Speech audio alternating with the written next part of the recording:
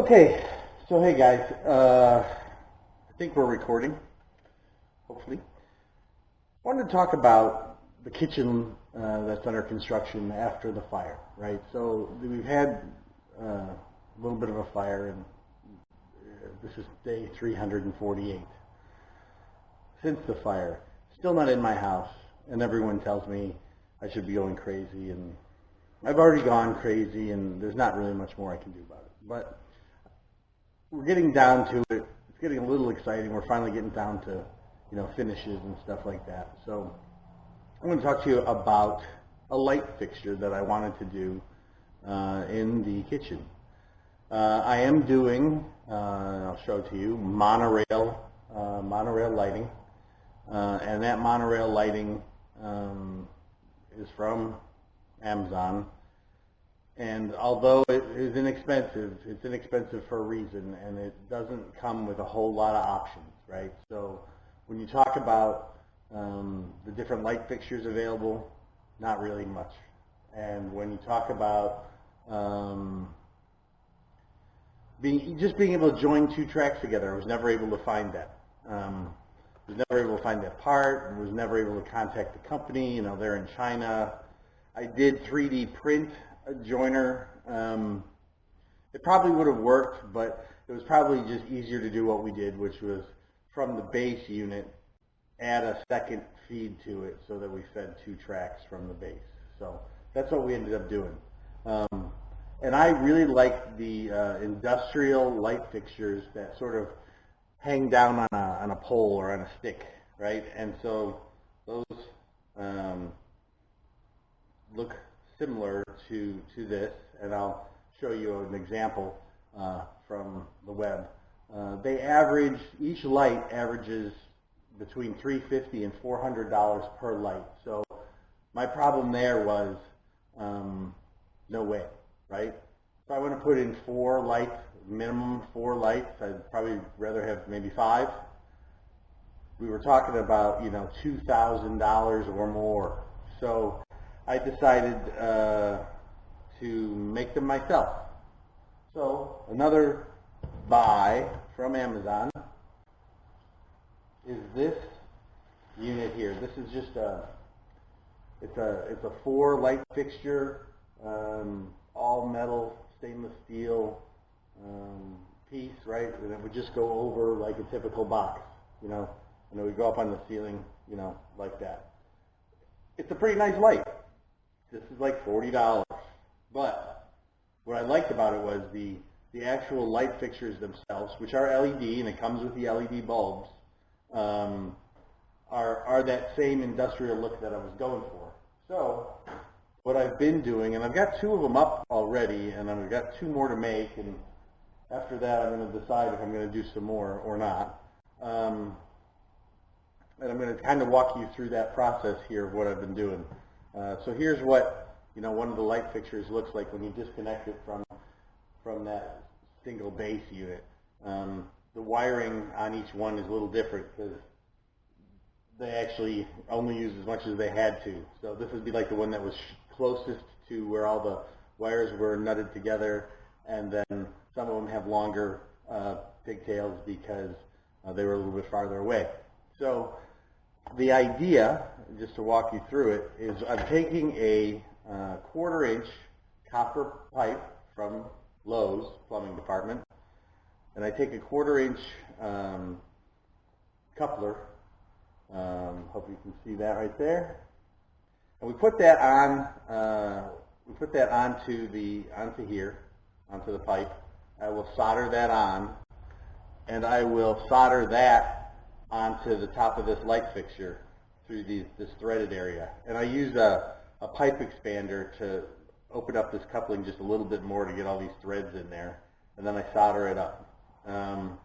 Before I do all that, though, I have to extend these wires because, you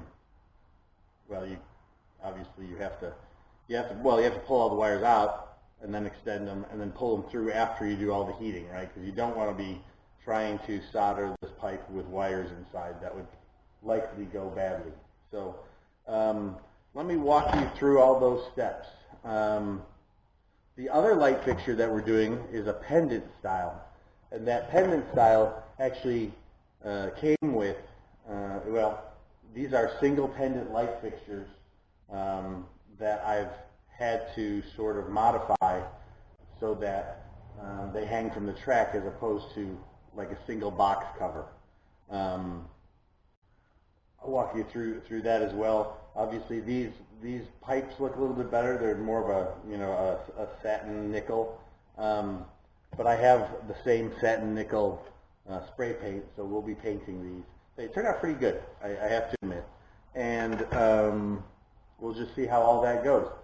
So hopefully I can keep all these cameras set up and the sound working and the lighting working, and we can work through some of this. You can see how we did it, but I mean, my overall cost on each light fixture is going to be about 20 bucks tops, max. The most expensive piece is actually the adapter that goes onto the tracks, or the monorail, right? It's not really track lighting. When in the 80s I had track lighting in my bedroom, I thought it was cool. But anyway, we have to slightly modify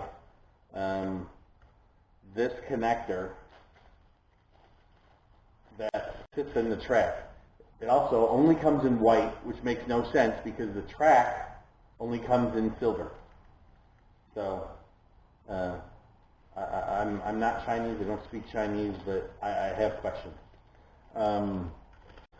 Anyway, let's walk through all these steps and see how it goes. All right, hey guys, so here is the light, sort of the monorail track, I guess, base, you would call it. This is the piece that would connect the light fixture through any means you see necessary through that hole and hang it on the track. It's got an opening, you can see through there, and there are 3 contacts, a ground, a neutral, and a hot or positive. Anyway, I guess it's AC, so it's not positive. So what you have to do, and it's hard to see here, is I got to take this apart and then drill out this hole a little bit so that I can get it to accept the 1/4-inch copper tubing that I'm going to put in there. So that's not that exciting, but I'll try to show it to you. Also, notice these screws here on the sides. Those screws, once you have this mounted on the track, you turn those screws and they push the little blades into the track and make contact with the part that's in there. Hey, Gato, making an entry. Hello. Yep, there's the Gato. All right, onward.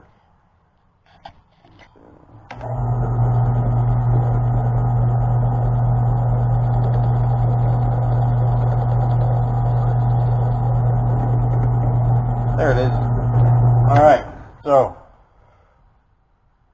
need that about like that. There is a set screw also right here, set screw hole, which is another piece of plastic that does still work after I drill this out. There are still some threads inside there, but I don't trust that to hold the whole light fixture. So what I do is once we pass the copper tubing through here, I use a tubing expander to just sort of knock the tubing a little bit larger than the hole, and that way I'm pretty comfortable that it's not going to come out. All right, so this is a plumbing tool. It's just a tubing expander, right? This is like the poor man's way of connecting 2 tubes together. I shouldn't say maybe the poor man's way. It's kind of a pain to use, but if you didn't use couplings, or if you didn't want to use, you know, some kind of a piece to join the 2 pieces of copper tubing together, or pipe together, you only end up with 1 solder joint instead of, you know, 2 on one on each side of the coupler. So I guess it has that advantage. I'm not sure how to position this camera so that you can see this work, but I do love this little camera, but it needs Well, I guess it's not his fault. I need to buy some kind of tripod or something for it. Anyway.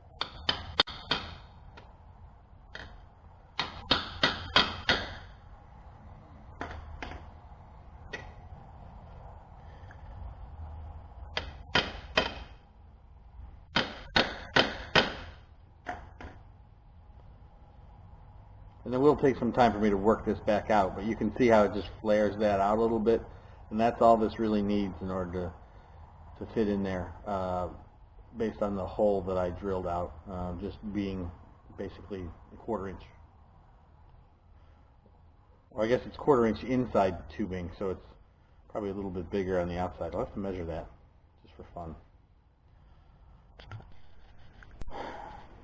All right, well, I did get it off. You can see the flare. I had to heat it up quite a bit with my propane torch, just a little handheld propane torch.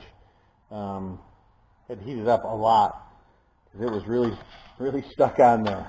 So if anyone has any tips on how to do that better, I am open to it. Any plumbers out there who use this tool and what's the trick to pop this off, that would be great. Maybe you grease it on the inside or put flux in there or something just to... I would hate to put grease in there because that would make a big problem for solder. Maybe a little lubricant with flux or something. I don't know. Someone, if you got a tip, please let me know. All right, so I'll mention it, I guess, in the notes, but Vaxcel is the manufacturer of what they call adapter for Milano pendants to connect with line voltage. Also wanted to mention, I wanted to use LED lights and I wanted to use line voltage. Didn't want to get involved with low voltage lights and transformers and that kind of stuff. But I didn't want to get involved with the heat and the power draw of regular incandescent bulbs. So that was one of the factors that made the light fixtures more expensive when you looked at them online. And I'll show you those. Because if they're a regular bulb or if they're low voltage, they seem to be a lot cheaper, like half the price. Still expensive, like $200 instead of $20 is what we're doing, but half the price of what we're trying to duplicate. So this is how this is the adapter just goes right on there, and as you can see, just flaring out the copper tubing a little bit is plenty to hold it in there. Now I like to sand down the copper tubing. It seems to get a patina when it sits in the store, and since we're going to paint it, it should be sanded down. And I like to put one of these metal washers on there as well. It gives me something to solder the ground to.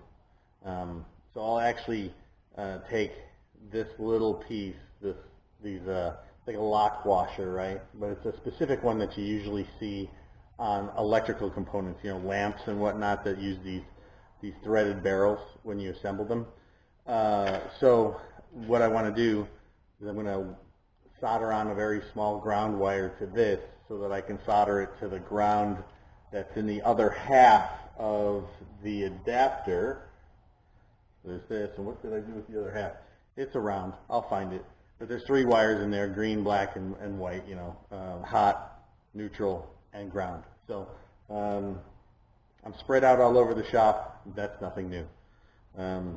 More in a second. All right, so I always say I'm not a professional welder and I'm not a professional solderer either, but that's not too bad. That is a copper wire that's much too long, but it will work. We'll just put a little bend on it and put it inside the cap. A little more bend on it, actually. And we'll get it inside this cap here. Hopefully I don't break the solder. And then I got the flared end, which we'll put in second. And so just sliding this down in there. And I need to still kind of sand this up. So let me do that before I forget. But that's where we're heading with this. It's pretty good. Can't complain. Okay. Yeah, I'm back. Shined it up a little bit. Got it pretty shiny. Should take the paint fine. there's that little set screw right there that will help. It probably would hold the lamp together, but I don't know.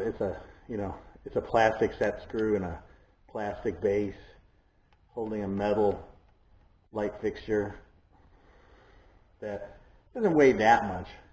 I mean, it's got a little weight to it, maybe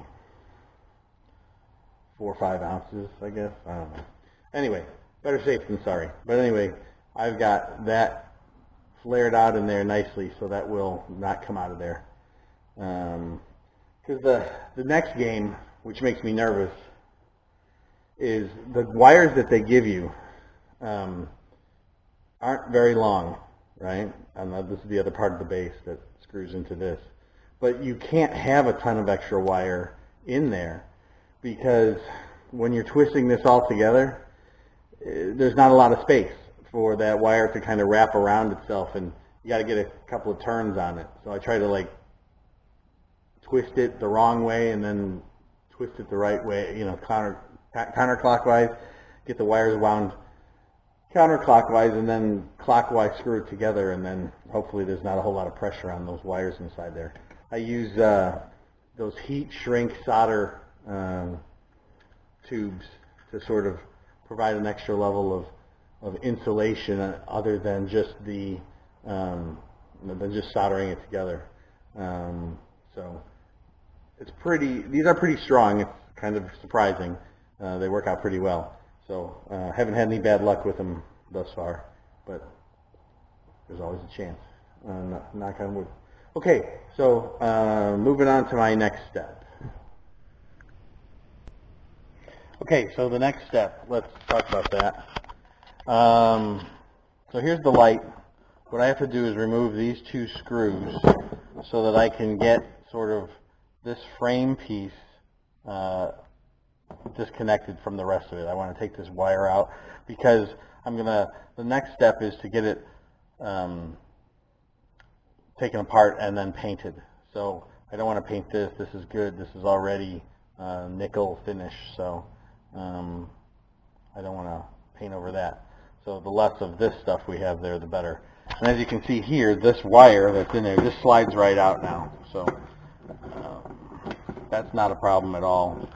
We will take this apart, and then the next step, before paint of course, is to solder the other end of the copper tubing with a coupler onto the light fixture. So I'm kind of wishing that somebody made a GoPro that attached to my glasses, maybe they do, so that I could see what the heck I was doing and not have to hold the camera but still see what I'm showing you guys. Anyway, little flux paste, right? I'm just painting that onto these threads of the light fixture just to sort of help the solder flow. Here's the coupler. This is a very tight fit even after I use the tubing expander. In fact, I might want to go back and try and expand it some more because it's pretty tight. Hang on. Alright, so hey guys, the other camera, my close-up camera, went dead. It's got a tiny battery, so it doesn't last that long, but it's a good camera for most stuff. Wish it would last longer on standby mode or go into standby mode or something. Anyway, just wanted to close the loop where I last left off. Here it is. What I've got is the light fixture and some flux into a 1/4-inch coupler that I had to flare, into another end of the same 1/4-inch coupler that had to be flared, and then I had to sand down the 1/4-inch tubing because, well, it got a little bigger when I tried to pound down the this end to make it wider with the piping or tubing expander. So this is what it looks like. I'll solder it together. Not much to see there. If I had the ability to hold a camera, hold a microphone, hold a torch, and hold all this stuff at the same time, I would do it. But I'll be back and show you how that all turned out in a minute. Thanks. All right, so maybe you can see the smoke coming off of that. Maybe you can't. I'm not totally sure, but anyway, there it is. All soldered up. I will sand it down, clean it up, and we will spray paint the copper piece of this after I mask off the nickel satin part. So this is going good. All right, hey guys. My close-up camera's battery is dead, so I want to keep working. So I've decided to just fire up the big camera. But anyway, so light fixture, you know, or the basics of the light fixture off the single base, 2 wires, black and a white wire. That's a hot and a neutral. Just showing you how I'm doing this. If you've never seen it, it's not rocket science by any means. So we've got these heat shrink tubes that also have solder inside them that you just heat up with. You can use a soldering iron to just sort of rub around it and get it hotter, but I prefer heat gun. It seems to work better. So you just, take the white wire, slip it through until the part that you've stripped out, which I've stripped out about a 1/4 inch, is in the area of the unmelted solder, right? And then on this side, we're going to put in the white wire that's an extension, and I'm going to heat this up with a gun, and it'll seal together. And then we'll do the same thing, with the black wire. We'll put this on. I always try to keep these twisted together. I hate it when we have little straggler strands of the wire out there. Heat this up, and that should work out. I'm not sure how much of that you're going to see, but trust me, it's not that hard. It's not rocket science. This is a really great way to do this.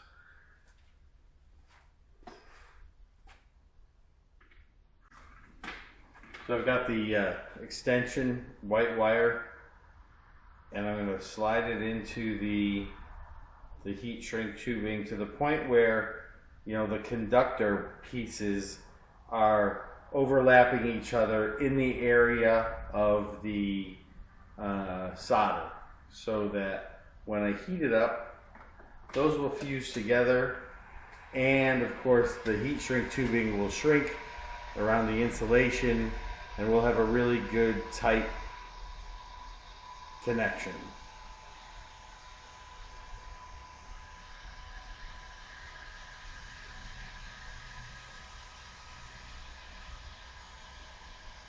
What they tell you to do is watch the solder for the kind of the brighter silver solder to just sort of seep out from around the solder ring, and then you'll know that it's sort of melted and the connection is made.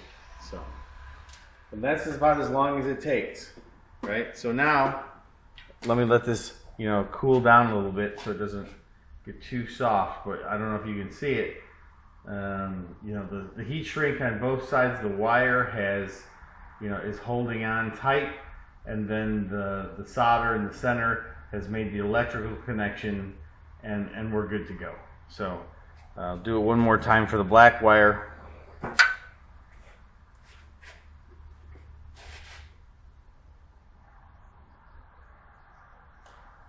I may be a little OCD about overheating it, but of course you don't want to overheat the shrink tube too much and have it in any way compromised, right? So that you have any possibility of a short. That's not my style. Especially given the fact that, these are full 110 volt electrical fixtures.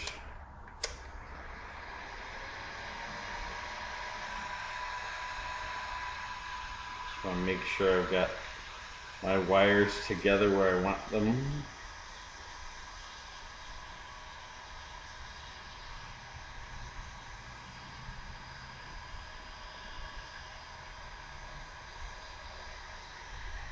I moved the heat gun around a little bit just to make sure the whole thing shrinks down and seals up, but of course trying to concentrate as much heat as possible on the solder area so that it flows nicely.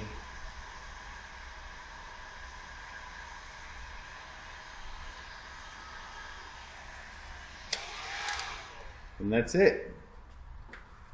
Just that easy, as they say.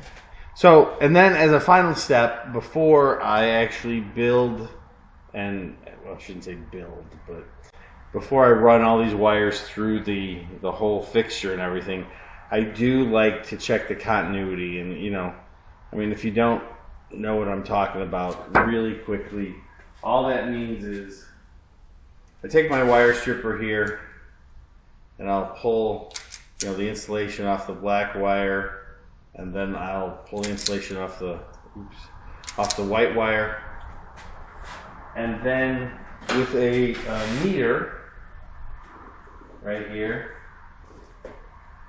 I'll test to make sure we have continuity, you know, on each conductor.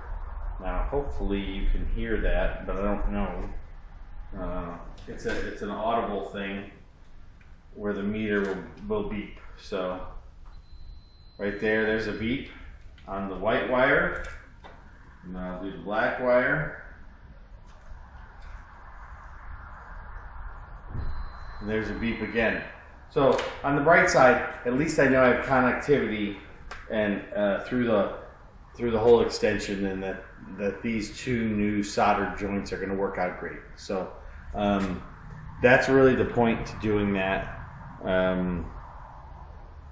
It's not rocket science, but I would hate to do this and then put the whole light thing together and then find out my wires are bad. So a little OCD, but you know, I don't mind, given it only takes 2 seconds. Okay, guys. So I've gotten the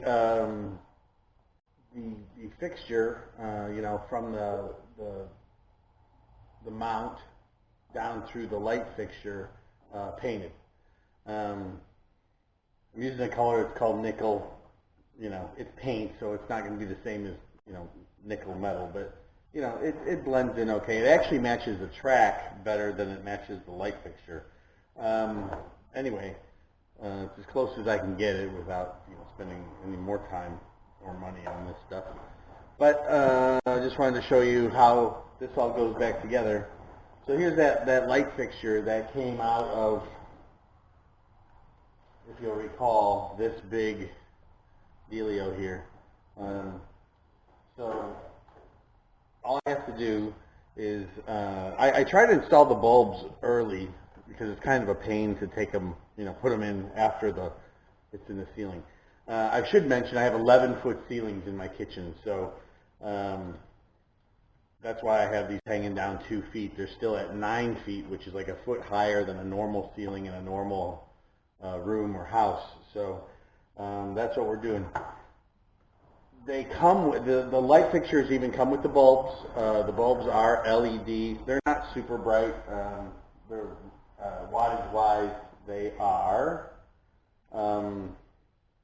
3 watts, and the temperature is 3000 K. So they'll be a little more yellow than a 4 or 5000 K bulb, but this is more of an accent light.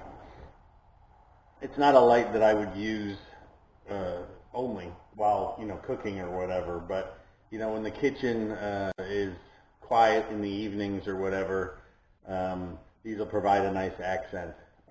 So anyway, they're just easy. They have like a little slotted deal there, so you have these 2 pins right there on the bulb. You just put it in there through the larger point and then turn it until it stops, and that's it. Super easy. I already tested the connectivity when I added the wiring extra length to this. You know, when I did the heat shrink solder joints that we talked about before. So my next step is really just threading this through the light fixture, and as soon as I get that done, we'll be ready to do the hardest part of this install, which is the final wiring connections onto these tiny little wires, or I should say, they're not tiny wires, they're just short. So these short wires, and I have to make these short too, otherwise they won't fit inside the little capsule. So we're moving on with that. See how that goes.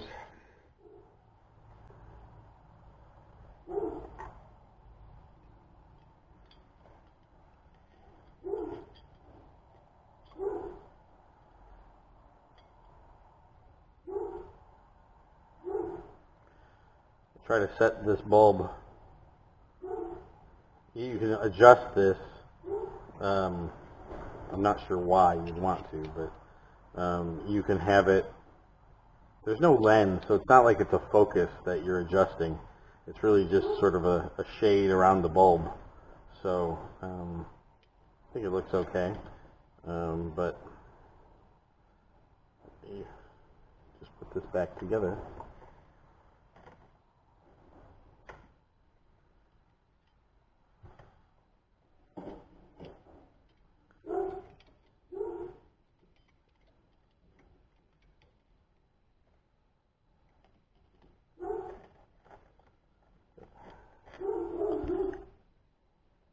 If you never notice, every video I make, there's my crazy lab barking in the background at somebody.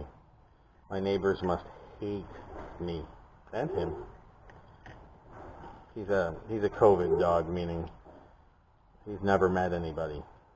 Oops, this has to go in here.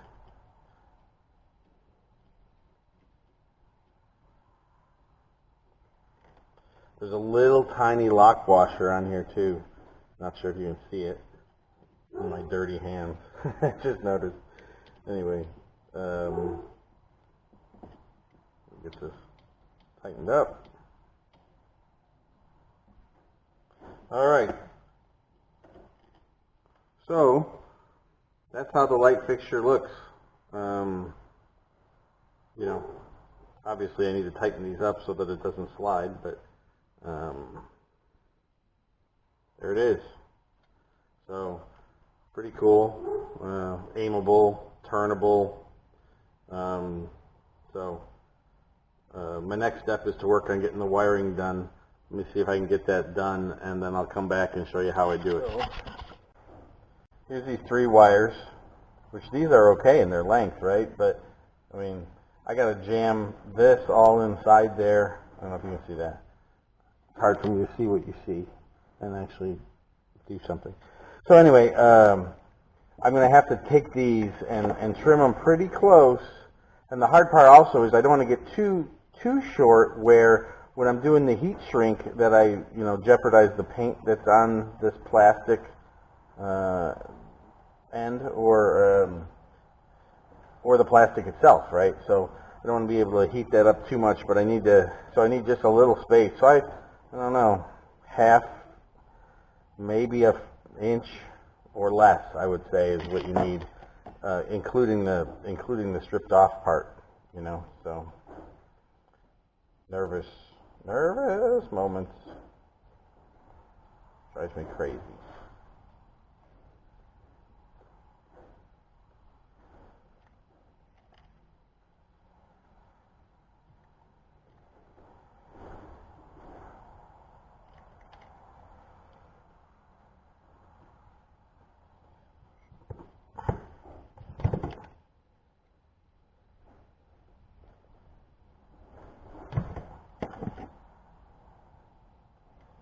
Now, the good news is, if you notice, I pulled this out a little bit extra, but that was because I was pulling it out of the spring end. So we need to be about here. So I'd say, that's probably 3/4 of an inch total, maybe an inch total, and about I don't know, 3/8 exposed conductor. Then you take one of these heat shrinks, like here, and so we do it on the white wire. I'm going to try to get all the strands in there. I not good to lessen the gauge. You can avoid it. And you shove the connector to the point where the solder, make sure you're seeing this. You shove the connector on until the solder, which is in the center of the silver piece right here, is where the conductor is of the wire, and then the rest of it will shrink down, like this red part and the clear will shrink down around the white wire insulation. So see if I can get one done. And then once you get this positioned where you want it, and hopefully you see something, we'll heat it up. And we watch for the silver solder to flow. And I know you're supposed to move the heat gun around as much as you can to try and distribute the heat. That becomes difficult given all the limitations of the plastic and stuff that I have here.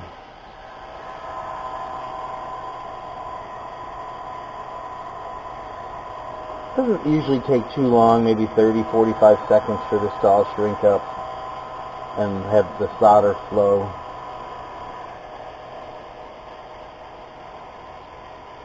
And there it is right there. So the solder flowed out, the heat shrink has shrunk, and there's one connected. So I'm going to repeat that for the ground. Well, the ground I'm actually going to just solder, and the black I'll do the same. One of the things I find about the heat shrink tubing sometimes is it's not really super consistent in its diameter. Sometimes you'll get one that's already shrunk a little bit. I don't know if that has something to do with the production or got exposed to a little heat when it was made. Just sometimes you'll find one where it just doesn't fit. All right. Maybe a little bit more down on this end.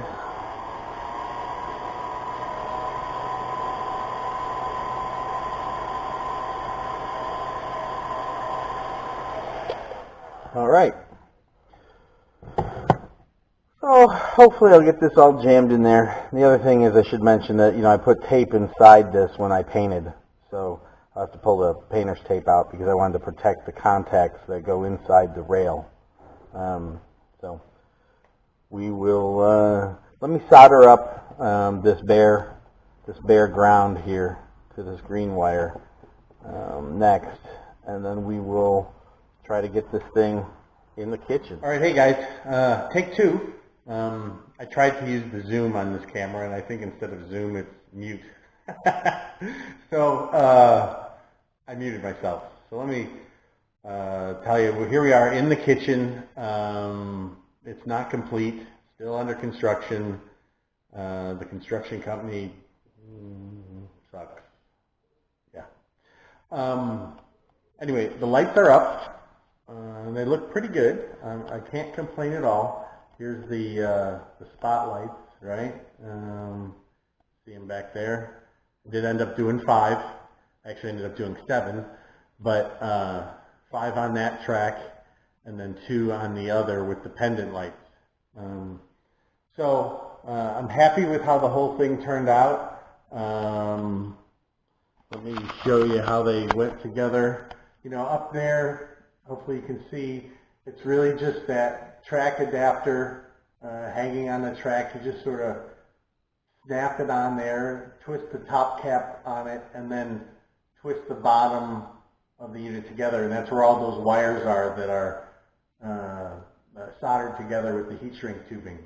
So you certainly don't want to twist that too much, so that was why I was making those connections so short, so that that wire, as it got twisted up in there, would have room to exist. But anyway, this looks pretty good. I'm hoping to straighten the track out a little bit more. I think it needs a little work. It comes in a coil in a box, and so you unwind it, and it sort of has some memory to it. But I was thinking, if I'd bring my heat gun in here and sort of warm it up a little bit, maybe I could get some of that memory to come out of it. But at a distance, it looks fine. Over here is the other pendant lights. I put a spot over here But then I've got the 4 pendant lights that I put up, and that's what those look like. Now I do want to say that I put in some pretty nifty little LED bulbs in here. If you've ever seen these old-fashioned looking bulbs, they're kind of fun. So that's what I put in there, and that's a less bright 3000K bulb, just to give it a, take a little bit of the edge off.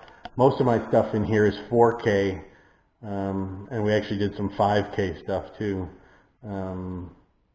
But these look pretty good, so I'm pretty happy with it. I will say that these pendant lights, I got a pack of 3. I think I paid like $87 for them, and then I bought a single as well at first to try it, and that was like $35 or $37, something like that. Obviously, it's cheaper to buy them in a 3-pack. And the other reason I would advise the 3-pack is you get a lot of the pipe that holds the light fixture to the track. You get a lot of that. I think they gave like 4 1-foot sections and a 6-inch section per light. So if I had probably one more kit, if I wasted like $87 more, I probably would have had enough pipe to do these lights with that pipe instead of doing it with the copper tubing. I mean, the copper tubing came out fine, and it was a little more work, of course, because I had to flare the end and I had to solder the end, both ends, one to the light, and then the top end I had to, well, I didn't really have to solder up there, but I did have to solder the ground connection to it. So, it was a little bit more work. I mean, it looks fine, but because I started making these lights probably a month before I started making the pendant lights, I really didn't know that would be an option. So looking back on it, this way works fine. Of course, it was less expensive, but probably would have looked a little bit better going this route. But live and learn. Maybe next time, if I ever need to do this again, shoot me first. But no, I'm just kidding. If I ever have to do this again, I'm just gonna do it the other way. Hopefully with somebody else's money and budget. Yeah, don't even get me started on the insurance. This whole rebuild, everything electrical, I had to source myself because we were over budget because of fits and finishes and choices and things. So I got a lot more stuck on me than I would have had planned. But then again, I've got some pretty amazing lights, and I don't just mean the ones I made, although we do. But I mean, here, check this out. So we did this under cabinet lighting too. And so that looks fantastic. I love it, and we did it on the toe kicks as well. So, and it's everywhere. So this looks really, really good. So I'm very much thrilled with how everything lights up. Hopefully you'll get to see me do some cooking programs in here, and then maybe I could write all this off as a business, publish my cookbook and make a ton of money that way. Just call me the American Gordon Ramsay. All right, so that's the summary of the project. It turned out well. Made a few mistakes along the way. Would do things differently, of course. But I'll probably be able to say that about every project I ever do. And hopefully I never get the chance to do it again. All right, thanks a lot. I'll see you on the next one.